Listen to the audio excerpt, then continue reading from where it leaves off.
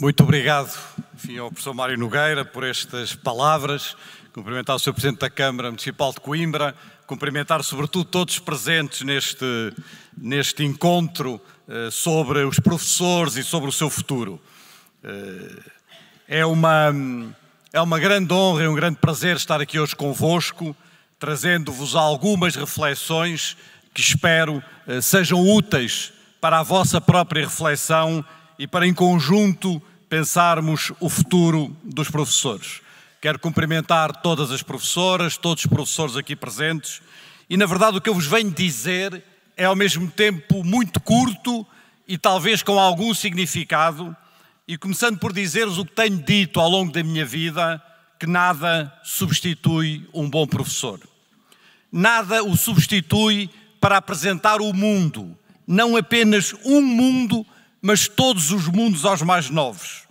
Nada o substitui para dar aos alunos a possibilidade de chegarem mais longe, onde nunca chegariam sem o seu trabalho e sem a sua dedicação. Em tempos do digital, é absolutamente imprescindível dizermos que a relação humana é insubstituível. É preciso dizer que os professores têm uma responsabilidade maior, talvez a maior de todas, que é de colocarem a sua autoridade ao serviço da liberdade dos alunos. E para isso, caros amigos e caras amigas, precisamos de professores inteiros, de professores seguros, de professores confiantes. E aqui surge um primeiro problema que se vem arrastando há anos. Como construir esta confiança num tempo de opinião que faz dos professores culpados de todos os males, de todas as dúvidas, de todas as hesitações que a escola vive. Como construir esta confiança num tempo de opinadores, ignorantes e que fazem gala da sua ignorância. Eles estudam economia, eles estudam política, eles estudam muitos outros assuntos, mas não se dão ao trabalho de estudar educação. Porque acham que disso toda a gente sabe. E é justamente porque falam do lugar da ignorância que derramam tantas certezas, certezas falsas, certezas enganadoras. E evidentemente, como escrevi há tempos num livro, evidentemente porque em educação tudo o que é evidente mente.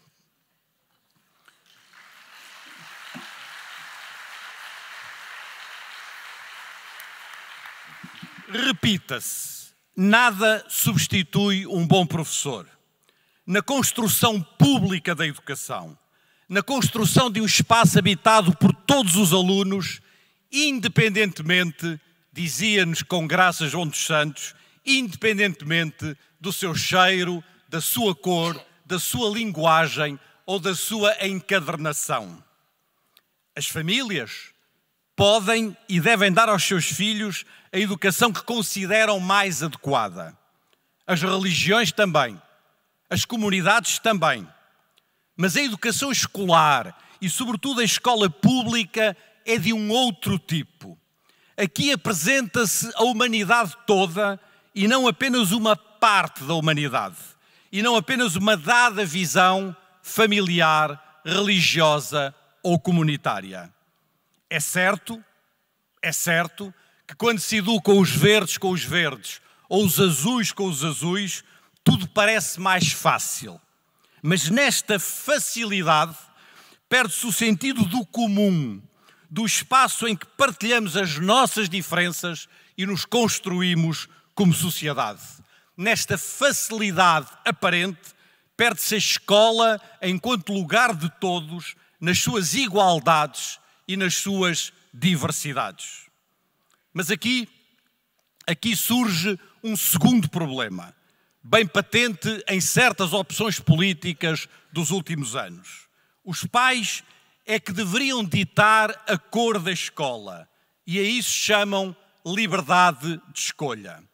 Esquecem-se de falar da liberdade dos alunos, melhor dizendo, do direito dos alunos a uma educação com a humanidade toda, feita de diálogo, para que todos aprendam a conviver isto é, a viver com o outro, a viver com todos os outros.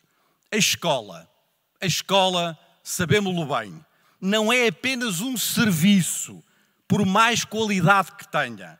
A escola é, acima de tudo, uma instituição que nos constrói como sociedade, uma instituição que nos abre ao mundo e aos outros, que alarga a liberdade dos alunos, que permite a cada um construir um futuro a que nunca teria chegado se tivesse ficado em casa, na escola, do lugar do seu nascimento. Digo pela última vez, nada substitui um bom professor. Na capacidade de estar presente nas escolas e no espaço público da educação. Na capacidade para organizar o trabalho docente e para participar nas políticas públicas de educação.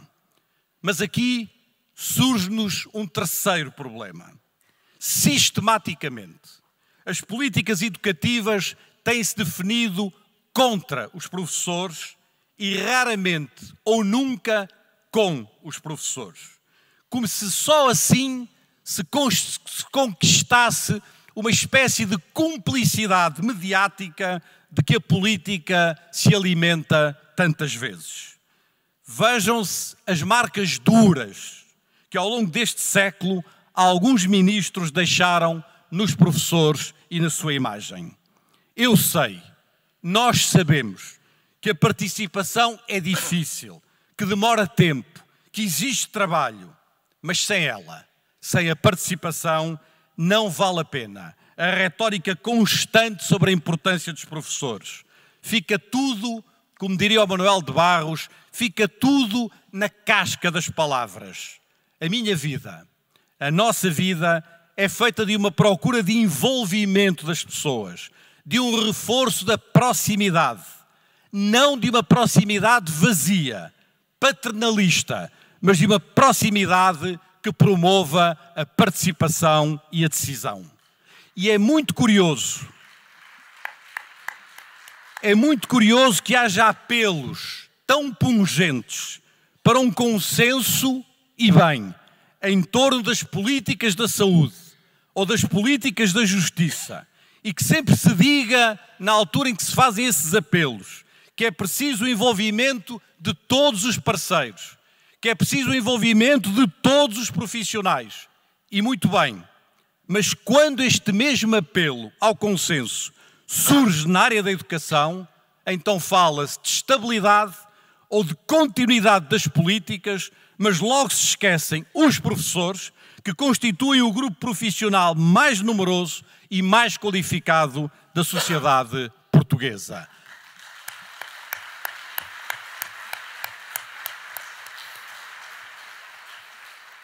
Meus amigos e minhas amigas, as três batalhas que acabo de enunciar pelo prestígio da profissão, pela defesa da escola pública e pela participação dos professores nas políticas educativas não se ganham com uma atitude defensiva.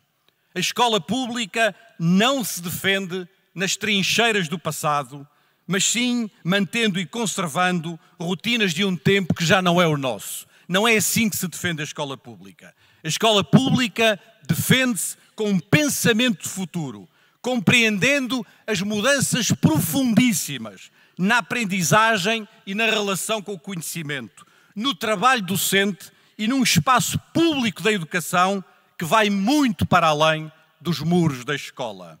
Estamos perante transformações.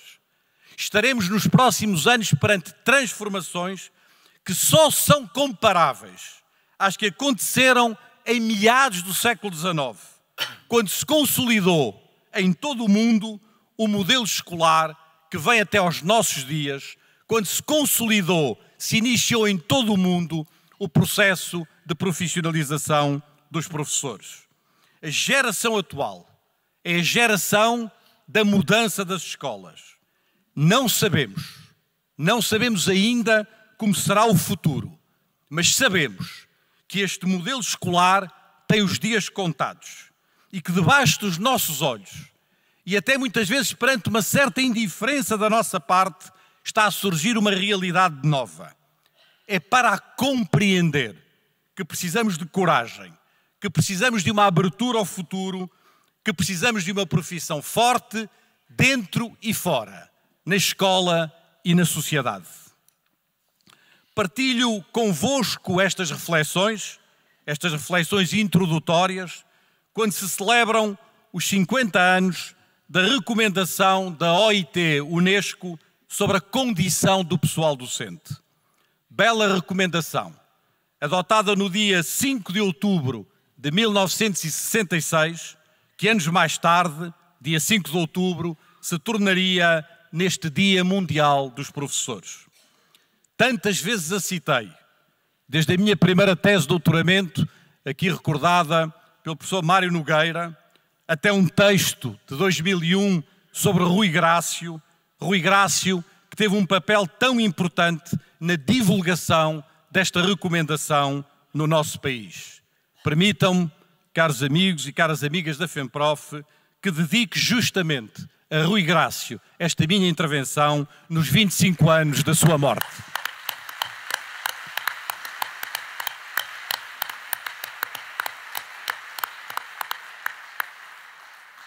Para vos falar, para vos dirigir estas palavras, reli uma vez mais a recomendação e voltei a reencontrar um texto de enorme importância que aqui revisito, que agora reinterpreto em 6 curtos andamentos quase telegráficos. Limitar-me-ei a transcrever, tal e qual, algum dos parágrafos da recomendação, não os vou ler para nos poupar tempo, mas eles estarão projetados na tela enquanto reinterpreto estes 6 andamentos perante vós. Primeiro andamento. Um primeiro andamento que parece quase desnecessário, mas não é. O ensino deve ser considerado uma profissão. Parece óbvio, mas não é.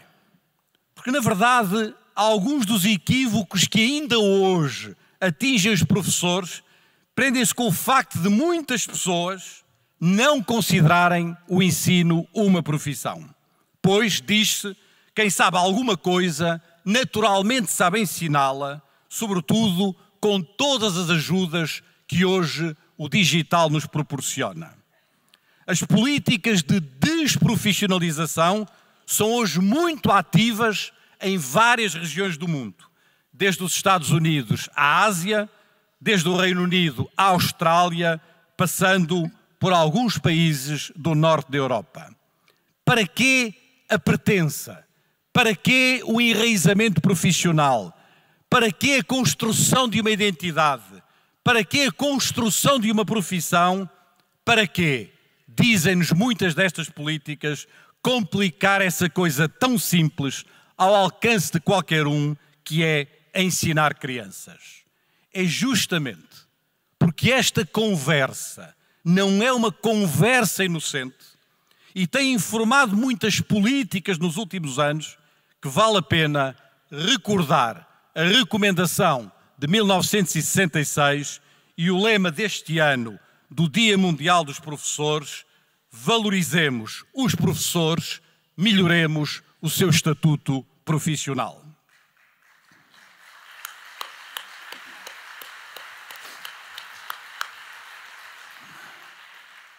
Este primeiro andamento prolonga-se num segundo andamento sobre a formação de professores, lugar de tantas hesitações, de tantas inércias.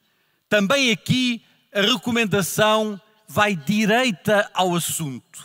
A recomendação é precisa quando fala da formação profissional de um professor. Da formação profissional de um professor. E é o que tantas vezes nos recusamos a ver. Deixamos-nos tentar por intermináveis e tantas vezes inúteis discussões sobre os conhecimentos, ou sobre as capacidades, ou sobre as competências. Deixamos-nos tentar por guerras entre os ditos conteúdos científicos e as ditas pedagogias ou didáticas, por repartições de cargas horárias, entre grupos, entre departamentos, entre disciplinas, e esquecemos-nos de fazer as perguntas certas. E elas são: como é que se forma um professor como um profissional? Como é que se aprende a profissão de professor? Para responder a estas perguntas, precisamos, nas universidades, nas instituições de ensino superior, de um lugar próprio, de um lugar específico dedicado à formação de professores, sem a fragmentação que hoje existe na maioria das nossas universidades. E neste lugar tem de haver profissão, tem de haver escolas, tem de haver professores, tem de haver cultura profissional. Este lugar tem de ser um terceiro lugar, aberto às escolas e às profissões, e não apenas um lugar interno da academia ou das universidades.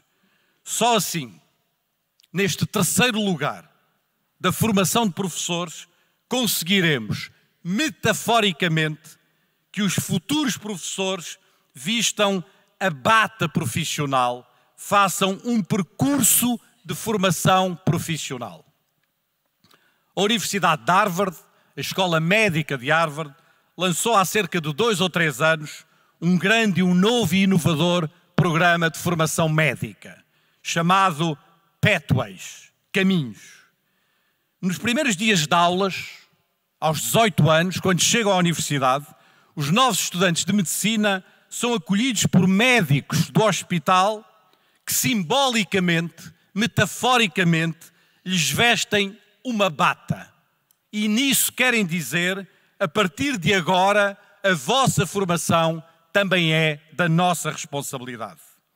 E os alunos mestres, para usar uma designação antiga, onde e quando é que vestem a bata? Como é que alguém se pode tornar professor sem a presença, sem a colaboração, sem o trabalho, sem o convívio, sem o contacto com outros professores?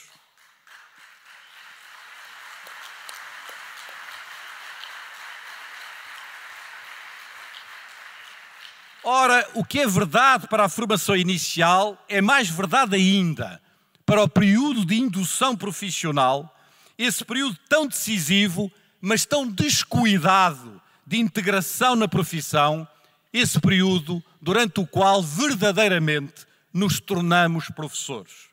A ausência de estratégias de acolhimento, de estratégias de socialização profissional, fragiliza e muito a profissão docente. E depois vem a formação contínua. E como temos sido incapazes de construir estratégias adequadas de formação contínua, reproduzimos catálogos de formação, cursos e mais cursos, em vez de construirmos uma reflexão conjunta, partilhada, em torno da escola, em torno do ensino, em torno do trabalho docente. Reproduzimos modelos academizantes, no pior sentido do termo, em vez de reforçarmos os professores, de reforçarmos a sua capacidade de análise e de reflexão, de reforçarmos a investigação dos professores sobre o seu próprio trabalho. Sem esta tripla revolução, na formação inicial, na indução profissional e na formação contínua, nos termos já apontados em 66 pela recomendação, sem esta tripla revolução, dificilmente conseguiremos valorizar os professores e promover o seu desenvolvimento profissional. O terceiro andamento é mais curto, mas da maior importância. Nos últimos anos, a queixa mais ouvida aos professores é a burocracia. A imensidão de tarefas, tantas vezes inúteis, que infernizam o seu dia-a-dia. E tem razão.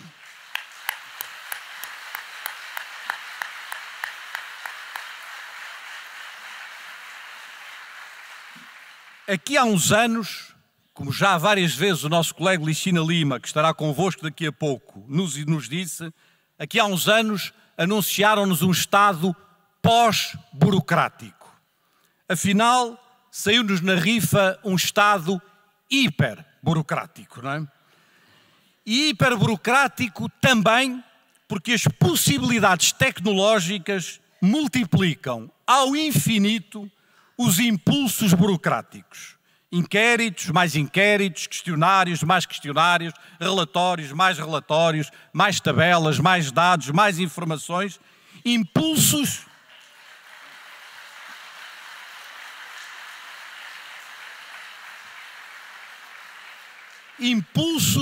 que, devido às tecnologias, são a custo quase zero para os burocratizadores, mas têm custos elevadíssimos para os burocratizados. Depois são reuniões atrás de reuniões intermináveis e tudo nos desvia do nosso trabalho, do nosso tempo, de uma reflexão e de uma relação serena com a profissão. É por isso que precisamos de limpar o dia-a-dia dos professores de tudo o que isto nos traz. Um grande desgaste pessoal, uma enorme falta de sentido na nossa relação com a profissão, tanta desmotivação e tanto mal-estar. E é também daqui que vem um desgaste coletivo, a impossibilidade de encontrar o tempo e a disposição para trabalhar com os colegas, para a cooperação, para a colegialidade docente, para o tão necessário reforço do coletivo profissional.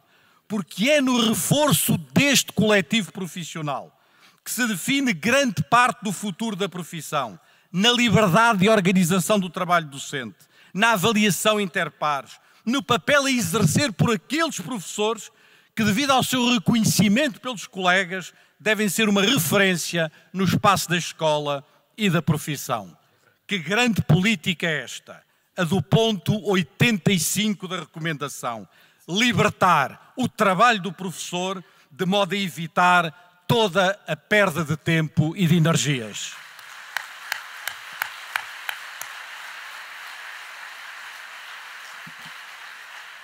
Deste quarto andamento quase não vos vou falar, porque já referi alguma coisa no início, porque os pontos 9 e 76 da recomendação dizem praticamente tudo.